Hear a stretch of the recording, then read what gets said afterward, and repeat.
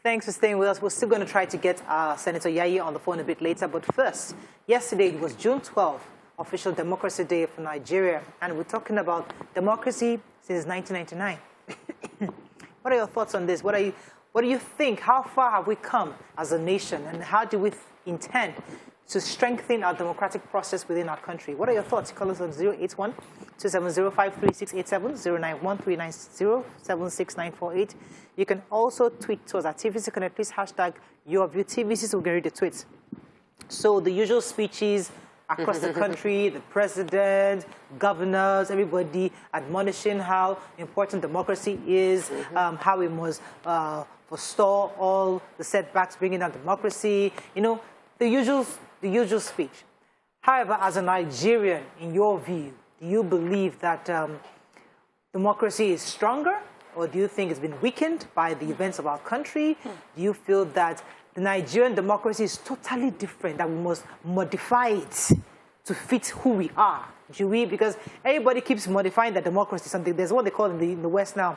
I think it's a new democracy or something. There's a way they say there's a new liberal democracy. Yes, there's a liberal democracy. So there are different modified versions of democracy. In your view, do you think, what democracy do we need? Do we need something less liberal, more stringent democracy at this point to take us to the point where we can now have a liberal democracy? What are your thoughts? I'd like to hear your views. Yes, Mariam, want to start? Okay. First of all, every time we celebrate Democracy Day on June 12th, I'm filled with pride that we did one thing right when it comes to our democracy and Democracy Day.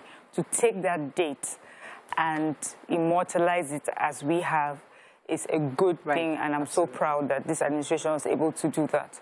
Now, concerning the daily runnings of democracy in our country, one thing I would say is that this particular time around, during the primaries, we didn't hear too much about people killing each other, people hacking each other, people assassinating, you know. We didn't get that vibe. There was lots of talk on social media back and forth, but it did not get to the point where we were screaming and shouting because people on the ground were physically fighting and killing each other over politics. So that is good. It means that Nigerians are understanding as well that, you know, it's not a do-or-die affair. And so that's why the president's speech really resonated with me. I know a lot of people will say it's the same of the same, but I don't know. I just felt that the tone of his message this year was very positive. It also understood where we were headed. So because it is just before an election period, you know, it was reminding Nigerians about the fact that we should try and make it peaceful. Also remembering those who have made sacrifices, you know, and have done so in a peaceful manner. And I feel that this is a message we need to pass during this period. There's just so much violence in our country right now. The kidnapping, the terrorism, the massacres and everything. We cannot add violence during elections as one of it. And I hope that Nigerians understand this. Here we always talk about how many of us on the ground are constantly fighting each other, tearing each other apart. But these politicians are visiting each other. Their children are marrying each other. They are moving on. They are forgetting things. You know, their interests, which may come and go, but, you know, they still have this relationship. Meanwhile, we are enemies forever. So let's understand that there's a difference. We can express our views concerning the different politicians that we want to stand behind or who we believe should be our president or governor or whatever without having to hate on each other in doing that. So for our democracy, I feel that we are maturing into it. I wish it was faster, but I think that we're slowly moving towards a more mature democracy. So, when Abraham Lincoln was giving us this fantastic definition of democracy is government for the people, by the people, you know, and of the people, for the people, by the people. And we brandish that definition even today. What we think about it, is this government really a government of the people? Was it by these people? And is it for us? Is it really what it's supposed to be? Obviously, when we check the definition, a system of government by the whole population or all the eligible members of the state. In true sense of democracy, by majority of the people, we haven't been led by the majority of our people. We haven't been led by the choice of majority of people. We have been led by the choice of people who chose to get involved. We just discussed PVC and how 15 million people determined who our president is. Only 28 million people voted in its entirety. It doesn't feel like the people are as involved as they should be in. So I feel that democracy, we have a semblance of democracy in Nigeria. And we don't even we've not clearly defined how we want to remodel the democracy for our people. And I strongly believe that it is not the definition by Abraham Lincoln that we need here. We need to remodel what our definition would be like. What would democracy mean to us? And how can we best adjust this system to suit us? We have Germany, where their own chancellor can do 1, 2, 3, 4 terms. Like, it can be there for a longer period of time, and yet it is democracy. We have some governments where you're there for 3 times. You can be there for one tenure of a specific, maybe like 5 years. What I'm saying is we need to domesticate our system of governance.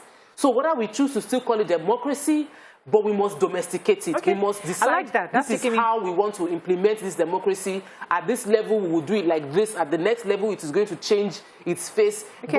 But every form of democracy must be domesticated, because we cannot just, it's not a one-size-fits-all. So are you saying that what we have now, the 4-year term, you don't like that? I'm saying that based on the results, because it's results that will justify. The results we have achieved so far. I like that. Maybe we can even coin a word here, because we know there's constitutional democracy. We're hearing today this Obama's acceptance of different kinds of, you know, I don't want to go in there, but there's this liberal democracy that's being brandished, because we're saying that, oh, Russia is against this liberal democracy, all sorts of words going around there. But what democracy can we have in Africa? Maybe can we modify for Nigeria specific, because democracy is functioning in other countries within Africa. Let me take Victor, and then we'll come back to this conversation.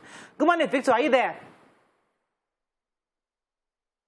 Victor, you're live. Go ahead.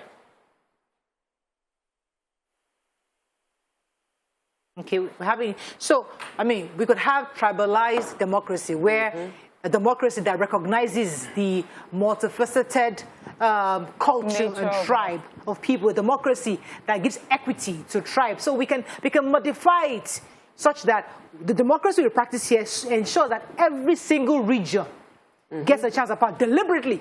Yes. So it's not about the numbers. You know, there are different kinds of democracy we can modify to fit our own particular needs. But I'm told the call is still on. Okay, so these are the kinds of conversations we need to have. How, as we go further into democracy, what kind of democracy can we modify to ensure that our country doesn't collapse? Because people are still saying, would we have elections in 2023? Because other groups are saying there are different people are disgruntled.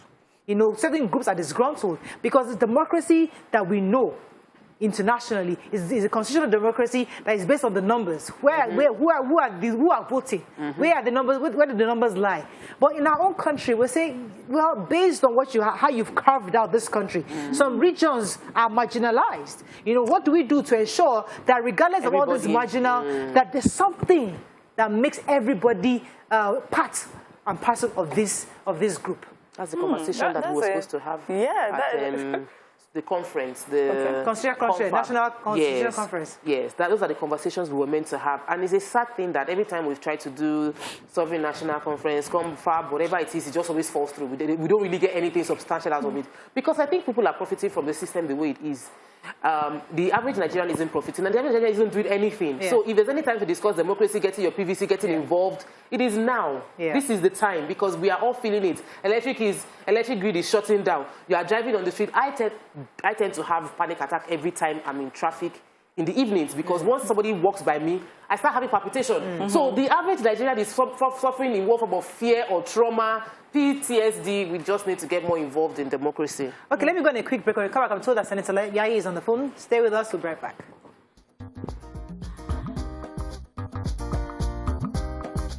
Stay tuned. Your View will be right back. Thanks for staying with us. So joining this conversation on democracy today is the lawmaker representing Lagos West Senatorial District at the National Assembly, Senator Adeola Olamilekan Solomon, popularly known as Senator Yayi. Welcome to the show, sir. Thank you so much. Thank you for having me. I'm happy to join you this morning, and I'm sorry I'm joining a little bit behind schedule. All right, so one of the reasons why we brought you on this, because you're one of the very few senators that haven't always had a job since 1999. You've always been a lawmaker, and now you're living in Lagos State and even running in Ogun State. Say, Oga, this is like a full career. Tell us a bit about your journey as a lawmaker, and what your thoughts are, especially as we celebrate Democracy Day. Well, it has been a very wonderful journey. As you have rightly said, since 1999, I have been involved in our nascent democracy to date. And I want to say that it has been a very, very wonderful journey. Having the opportunity to contribute towards national democracy and also towards the development of our great nation through the business of lawmaking.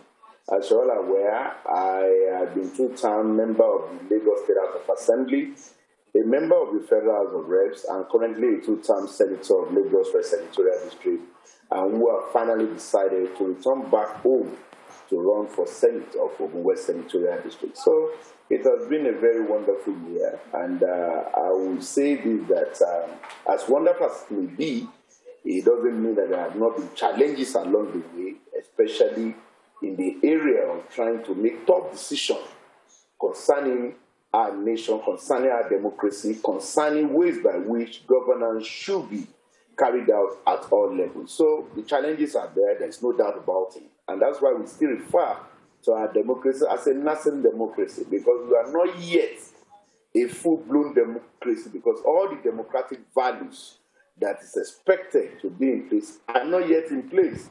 And celebrating our Democracy Day today, I want to join millions of Nigerians across the globe to celebrate this day with us. And no doubt about it, that this is not the kind of or the full democracy that we would like to see as a nation, but it is something compared to those dark days of the military rule that take over every structure as far as this country is concerned. Right. We have something in place that we can call government of the people, for the people, and by the people. And I listened to one of the contributor program now that says that we need to describe the kind of government we would like to run. That currently what we have does not reflect in the true sense of it, the true democratic value that is expected. That people that are participating are people who have shown interest, and that many Nigerians are still showing some lackadaisical attitude, trying to see what we are doing or what we are not doing. And I want to say this, I welcome everybody on board. For instance, in my own case, I'm a chartered accountant by profession, and I am doing well in my profession before I decided to join politics. If I lay back and be looking, watching, I will just have somebody somewhere who is not even, doesn't know his left from right, representing me. So my decision to join was with the intention to contribute my own quota towards the nation building. So I welcome everybody to join, and so that we can together move this country forward in the direction of our choice and not of some people's choice. Let me go on a quick break and I'll be right back to continue this. I want to see your face. Stay with us, right back. Okay. Stay tuned. Your View will be right back. Thanks for staying with us. We still have Senator Solomon with us. Yes, Toko had a question for him. Yes, I was going to ask you, when we talk about democracy, we talk about equity, we talk about respecting every part of the whole, so that one person doesn't feel like I'm not important, I'm left behind, and that person can become a tool from people that want to scuttle the good of the land. Now, sir, you have, and one of the ways people promote equity is by sharing power. You've been in politics all through. Some people will feel like you have not left room for other people to share in the power, sir. Do you agree that we should have people that have been in politics all through the entirety of our democracy in this current democratic dispensation? Or should you step down and bring other people to also participate and contribute as well as you have done so far? Well, thank you, Tokwe. I want to disagree with you because that is not the definition of democracy. And by its definition, that means everybody has to participate.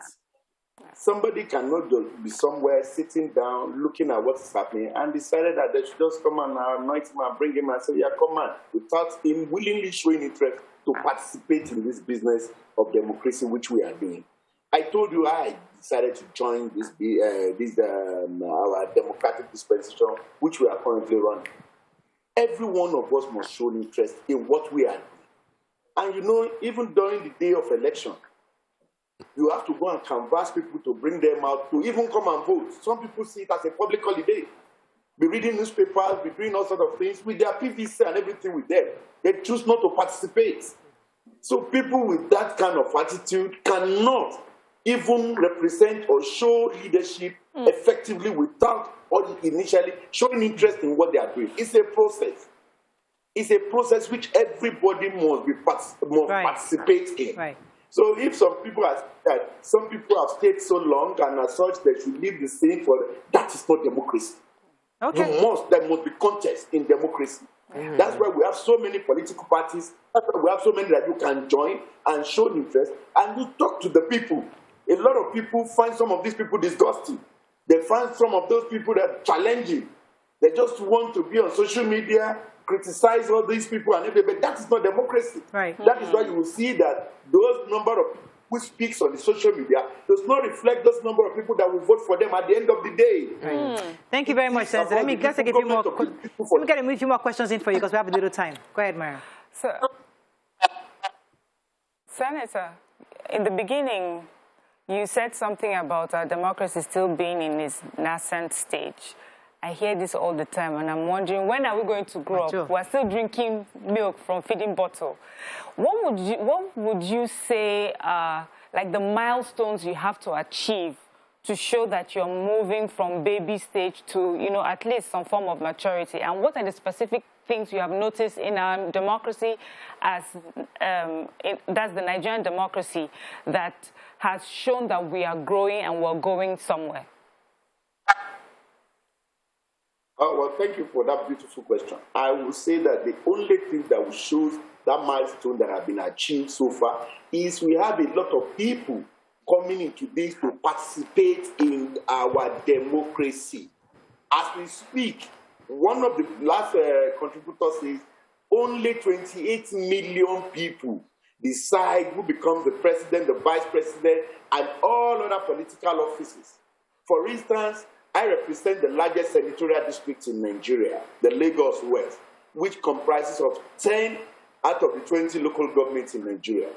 And as we speak, if you look at the votes that after people have casted their vote and they are counted in my favor, it's less than 500,000. Wow. Out of a population of more than 7 million. So what are we talking about? So we start having at least minimum, like for instance, in the last US election that brought President Biden on board, the total number of vote cast between the Republican and the Democrats is about 145 million people. They said they came out to vote for who become the next United States president. So one of the milestones is to have a lot of people coming in to participate. So that at least at the end of the day, when we choose a leader, that leader will have a full sense of belonging and know that, well, the number of Nigerians that have come out to choose me and put me in power, he has no choice to deliver on his promises. And I want to say this. There is no doubt about that there are challenges currently confronting our democratic values as far as we are concerned as a country. But what I want to say is that irrespective of what the challenges might be, the solution cannot be only on the pages of newspaper or social media criticizing this government, criticizing that government. The solution should be, what are those things that can mitigate or reduce all these challenges which we have? Which I want to believe that one of those should be an institutional value in whatever we are doing, either in governance, either in political structure. You can say, for instance, somebody who has been in a party for some time, and if his bread is no longer buttered in that party, decided to jettison the party and go for a new political party. All right, then Senator. we are not yet there. Senator, You know, one would argue that there are 4 pillars. Are you there? One would argue that there are 4 pillars. I'm with you 100%. There are 4 pillars of democracy: the judiciary, legislature, executive, and obviously the media.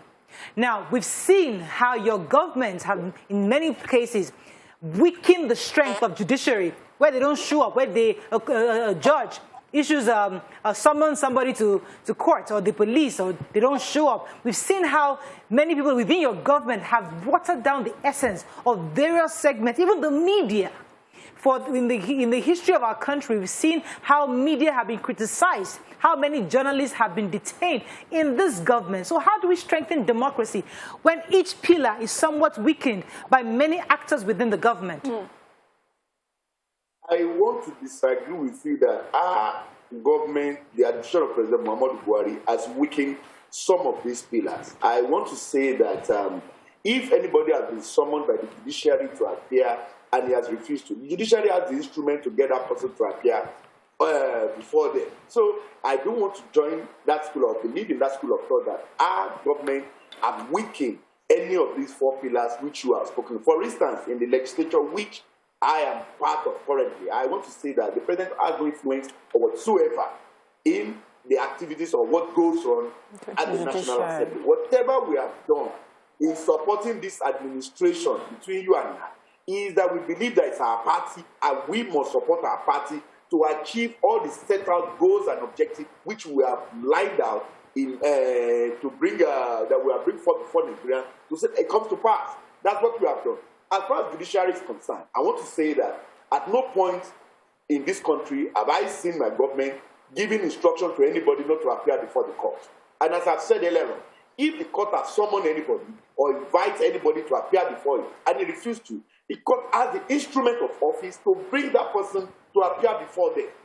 And I believe that that can be handled. On the issue of molestation and also trying to suppress the media, I want to say that I see it that not directly in our government or anybody. For instance, in the National Assembly, no media can say he has been molested or he has been trying to be subverted by any of our legislators. For instance, I'm a friend of the media. If I have any issue on the floor, I will go to the press gallery to address the media. And I did that willingly, without nobody influencing me or anybody asking me not to speak to the media. Okay, I'd like to pause you for a second, because I'm told that there's activities going on at Eagle Square right now. We're going to take some live pictures for the Democracy Day celebration that's ongoing, because we're told that the president is seated, the vice president and other leaders within the APC party and other dignitaries are seated. We'd like to take a few clips from Eagle Square right now as the parade is ongoing to celebrate. Such a beautiful picture. Celebrate, this is the part of democracy. Yes, this is what we grew up seeing, aspiring to see, seeing that this is our country, this is Nigeria in action. It's so colors. smart. Every police officer should look like this. I mean, so this is one of the things that we see and we appreciate, but we must see in practical terms. But you know, looking at them, what you see are Nigerians. You don't see a tribalized religion. Exactly. Good. So you see Nigerians here. This is such a beautiful picture of the no matter parade where you're ongoing. From, who you worship. Exactly. You don't know who's Igbo here, who's Yoruba. No. These are just Nigerians marching. And that's beautiful to see. Fantastic. Yes, Dr. So, Senator, I want to ask you this question. We're celebrating Democracy Day. Of course, people are asking, what's it to celebrate about Democracy Day? What's democratic about our government? And I know that every time we're asking such questions from our leaders, the first thing is they reel out, we've done road, we've done this one, we dug borehole. But if the people don't feel the impact of growth in their lives, if Nigerians don't feel safer, we don't have better access to education, people live in fear. You know, if we cannot travel via flight and the companies are folding up, people are relocating their businesses, then what exactly is the politician saying that is the dividends of democracy that has come to us? Maybe you're saying something. Well, I agree with you that we are not yet there in all ramification. I want to agree with you that there are a lot of challenges currently confronting us as a nation, despite celebrating Democracy Day today. But I just want to say that despite all these challenges, we should not be deterred. We should not be put off that at least, because we can't compare. The worst democratic rule is better than a military rule that means people in uniform governing or being in charge of our day-to-day business of government. But all I can say is that we will continue to improve. For instance, in the area of insecurity in the country, I want to say it is appalling that our country is facing serious security challenge in all facets. And as we speak, nobody can say that, yes, I can go to bed with my two eyes closed. And it's either local insecurity or at the state or at the federal. Yeah. The fact remains that it is the federal government that should do this. And in the area of seeing growth in the economy or in other facets of human endeavor, which people are still a little bit, of this, I want to say that, number one, the current kind of economy that we run as a nation is not too good for us. Our economy is purely monolithic economy. It's not a diversified. We try to diversify already. And monolithic in the sense that we all place reliance on oil as our only major source of revenue. And once the oil is failing, see the effects on the life of common Nigerians. Even though Nigerians are trying on their own, trying to do some little or small businesses to keep being there. But once that particular major source of income is affected, it has a direct impact on the lives of Nigeria. Everybody. And that is why we're in the government that there is need for us, urgent need for us to diversify this economy. Okay. Once this economy, we get it right, the issue of security and everything will go to its lowest ebb as far as we are concerned. And these are some of the areas I believe that any incoming administration, after the Buhari-led administration has been seated, must look into and try to address as possible. All right, I have to cut you off here because I'm running out of time, sir. But I think we've gotten the point of what you're saying. But one of the things I'd like to just tell us privately, this is between you and us, nobody else is hearing. This Southwestern agenda, this Muslim ticket we're hearing, is it possible? Is that what your party is thinking? Because Nigerians are worried about Asiwaju's intended vice presidential candidate. What can you say about it? The secret was just you and us. Between you and I, yes. That is still the fact that we are not yet there, democratic one. Because once we continue to bring issue of religion, issue of this and everything there. For instance, can you imagine a gay being a minister in the administration of President Biden? In Nigeria, it will never happen. People will not agree. But they have evolved, and they are there already. And that is why you can see a gay as Minister of Transportation. But here, when we put religious sentiment here and there, I'm a Christian, for instance. What I want to see is growth, is development, is trying to see Nigerians be able to go to bed with their two eyes closed, trying to put 3 square meals on their table on a daily basis. That is the Nigeria I want to see. I don't want to go into religious sentiment and all of it. It has not worked for all. It has further divided us. Okay. We have to put the best foot forward. All right, we have to run, unfortunately. That's all we can take. But I think we've gotten the points. No problem. You understand? We get you. We get you. We'll call you Saturdays to get the other gist. Thank you so much. I was speaking to Senator Olamilekan Adeola. Is running for Senate in Ogun State. Yes. We wish you the best in the coming elections. That's all we can take on this. Have a great day. We'll see you. Thank you, sir. Want to say something? We're out of time. Okay, we'll see you. All right. See you tomorrow. Bye for now.